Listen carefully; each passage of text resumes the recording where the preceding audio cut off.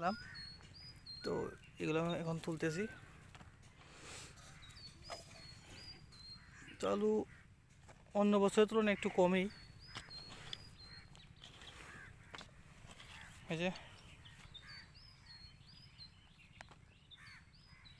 আউলন দিলে যেভাবে বের হয়, তো এতে এইগুলো তুলছি এতটুকু জায়গা থেকে। এই বাকিগুলা তো আরও আগের ভিডিওতে দেখাইছিলাম।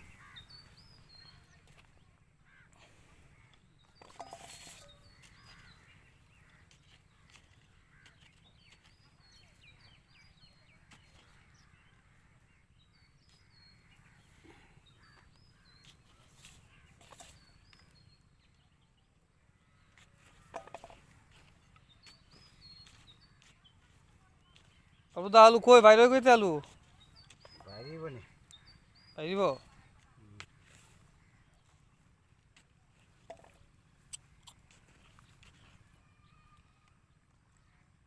এই যে ইন্ডিয়া একটা আলন দিলে আরেকটা আলন দিতে হবে জানেন। এই যে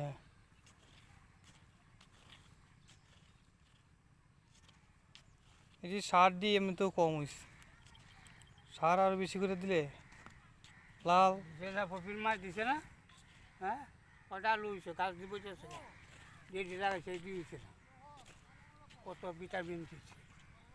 হ্যাঁ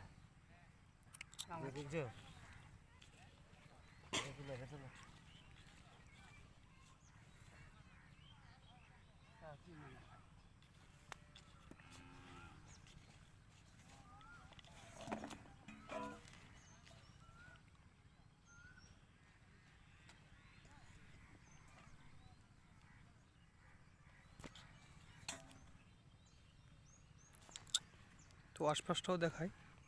তো ওইদিকে সব সবজি, পেঁয়াজ, শিম, লাউ, ওইদিকে ঘাস, আর ওইদিকে আমাদের কাকারা আলু তুলতেছে।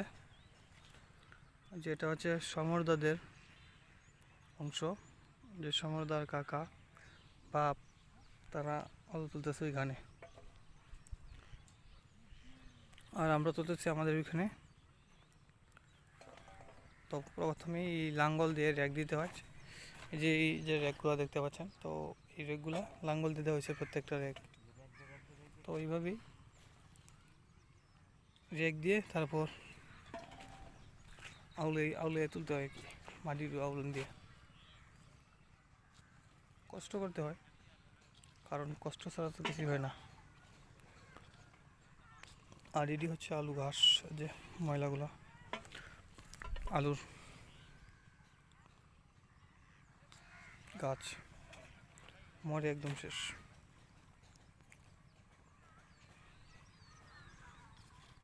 তো আলু তেমন হয়েছে না অন্য বছরের মতো, অন্য বছর ভালোই হইতো, এবার আলু নাই বললেই চলে, একদম কম। এই যে কেল দিলাম, এই কেলের আলু একদম কম। আলু মুট এতটুকু জায়গা থেকে এই আলুটা হয়েছে। এই যে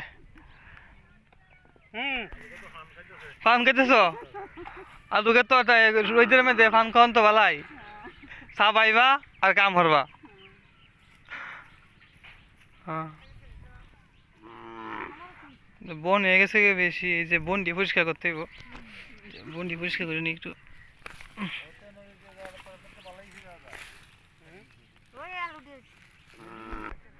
এদিকে দাদা দিদা আইছে স্নান করিয়া ইয়ে থেকে। হ্যাঁ আলু এবার মোটামুটি হয়েছে, বেশি বড় হয়েছে না, তবে এইটাই আলু আলু করে লাভ নাই আর কি, কোনো লাভ নাই বলেই চলে। তো এইদিকে দাদা কাহি মানে মুঠে দিতেছে গুহ, এই যে গোবর, এই যে লাকড়ি লাগিয়া সবাই দিয়া তুইছে। এই যে এটি হলো আমরা, এটি হচ্ছে কাহি, সবাই কাকি লাগে আমার। তো এদিকে হয় বর্মা, এটা মুখটা উল্টাইতেছে। বর্মা কিতা মুখটা উল্টাইতেছ না কিতা? এটা দিসলা কয়দিন আগে? কয়দিন আগে দিসলা? ও এত শোয়া গেছে, রোদ তো মনে হয় ভালাই, 2 দিনে ভালো শোয়াইছে তো। আর এটি মানে আর কিছুদিন আগের, এজন্য এটি প্রায় শুকায় গেছে। এখন এই রান্নার কাজে উপযুক্ত লাকড়ি হিসেবে ব্যবহার করা যাবে আর কি। তো এইদিকে দেখি গা কেডা কি করতেছে।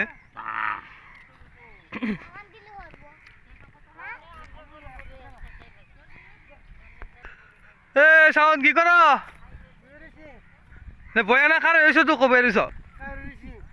হ্যাঁ এনে খাও কি তত্ত্বছে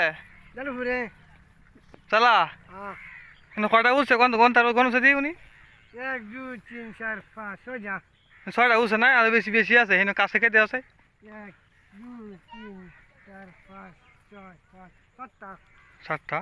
তবে এটা মধ্যে এইবার দাদা বন তো হাতে রয়েছে 3 কাটা জমি না 3 কাটা জমি তো ওই তুই না 1-1.5 কাটা রুইতে হবে নয় অর্ধেকটা কোনোভাবে যদি রুইতে রুইতে আরে আর তো গরু দিয়ে খাওয়াইয়া আরো নষ্ট হয়ে যাচ্ছে না প্রায় প্রায় হয়ে গেল গা না জানা মেলাটাই তো আসিন মেলা যাচ্ছি এগুলো জাল ডাল জ্বালা রোপণ করাইব এখন কতগুলো তো সরিষা ক্ষেত এই সরিষা ক্ষেতের রোপণ এখনো বাকি রয়েছে আচ্ছা ওই ক্ষেত আর কি রোপণ করব। এটা হলো বীজতলা আমাদের এটা বীজতলা এটা পুরাটাই বীজতলা তো বাকি জায়গাটা সবাই লাগিয়ে ফেলছে এইটা খালি রয়েছে। তো এটা মধ্যে সরিষা ক্ষেত দিছিল যে ক্ষেতে এখন ধান রোপণ করব ওই ক্ষেতে আগে সরিষা ছিল এখন সরিষা তুইলা এখন হাল চাষ করে এখন র করবো আর কি যেটা আমরা র করে থাকি।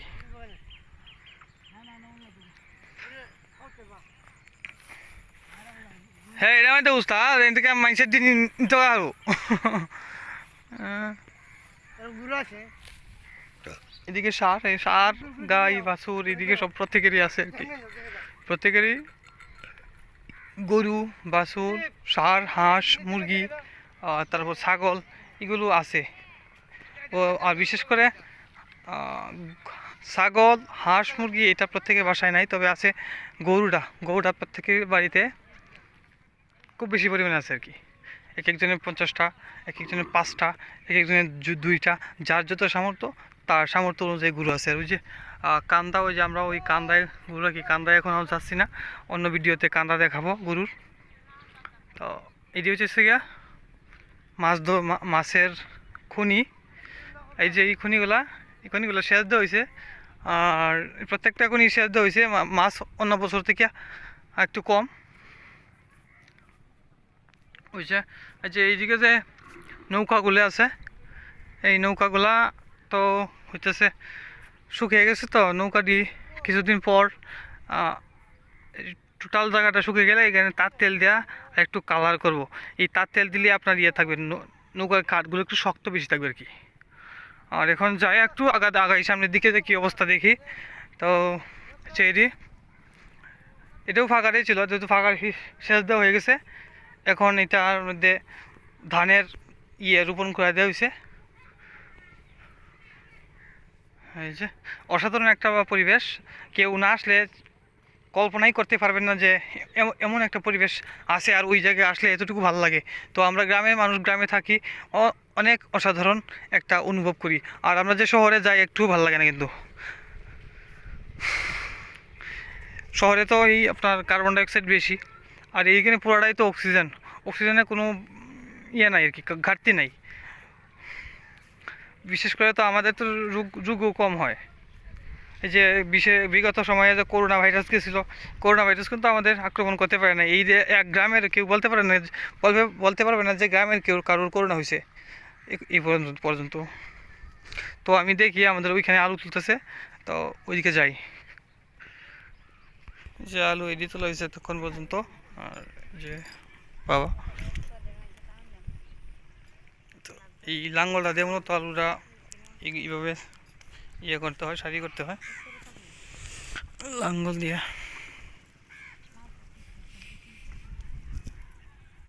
আলু বালাই হয়েছে না এক পাইলে হয়ে গেছে রেখে দাও নাকি রেখে দাও এই না ওইব 20 কেজির মতো হয়ে দেবো না না 20 কেজি হ্যাঁ 20 কেজি তো এই দেখুন রাজহাঁসগুলো কি করতেছে তা রাজহাঁসের বাচ্চা এদিকে ধানের ঘাস ইয়ে খাইতেছে কি ধানের আগা খাইয়ে নিতেছে। তো সুন্দর। তো রাজহাঁসগুলো থেকে রাজহাঁসের বাচ্চাগুলি কিন্তু অনেক সুন্দর লাগতেছে, একদম কিউট। বাচ্চাগুলো যেদিক দিয়ে যায় তার মা এরা ওই দিকে যায়। সেই একটা